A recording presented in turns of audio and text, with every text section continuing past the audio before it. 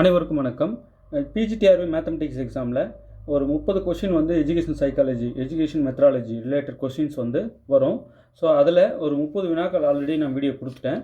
இப்போ 31ஆவதுலேருந்து பார்க்கலாம். ரொம்ப இம்பார்ட்டண்ட் இது. 1957ஆம் ஆண்டு ஆரம்ப கல்வியை ஒருங்கிணைக்கவும் மேம்படுத்தவும் இந்தியா முழுவதும் அமைக்கப்பட்டது எது? 1957ஆம் ஆண்டு ஆரம்ப கல்வியை ஒருங்கிணைக்கவும் மேம்படுத்தவும் இந்தியா முழுவதும் அமைக்கப்பட்டது எது? All India council for elementary education, AICE.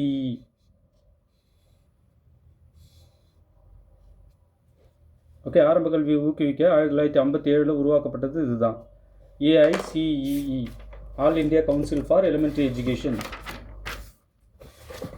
அடுத்தது பாருங்கள். 2009இல் மேல்நிலை கல்வியை வளர்க்கும் நோக்கில் உருவாக்கப்பட்டது எது? RMSA.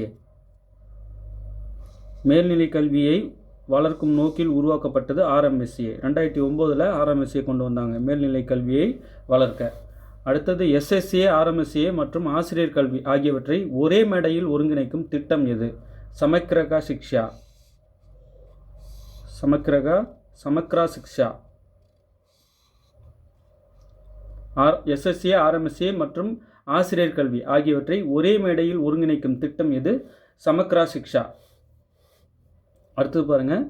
6 முதல் 14 வயதுக்குள் உள்ள அனைத்து குழந்தைகளுக்கும் இலவச மற்றும் கட்டாய கல்வி வழங்க உருவாக்கப்பட்டது எது? 6 முதல் 14 வயதுக்குள், 6லிருந்து 14 வயசுக்குள்ள உள்ள அனைத்து குழந்தைக்கும் இலவச மற்றும் கட்டாய கல்வி வழங்க உருவாக்கப்பட்டது எது அப்படின்னா RT Act 2009. RT Act 2009. அடுத்தது, உயர்கல்வி மற்றும் திறமையுள்ள நபர்கள் வெளிநாடுகளுக்கு இடம்பெயர்தல் என்பது அறிவுப்புடை பயிற்சி. உயர்கல்வி மற்றும் திறமையுள்ள நபர்கள் வெளிநாடுகளுக்கு இடம்பெயர்தல் என்பது அறிவுப்புடை பயிற்சி. தொடக்க கல்வி மீது கவனம் செலுத்தியது எது? தொடக்க கல்வி மீது கவனம் செலுத்தியது ஹண்டர் ஆணையம். தொடக்க கல்வி மீது கவனம் செலுத்தியது ஹண்டர் ஆணையம்.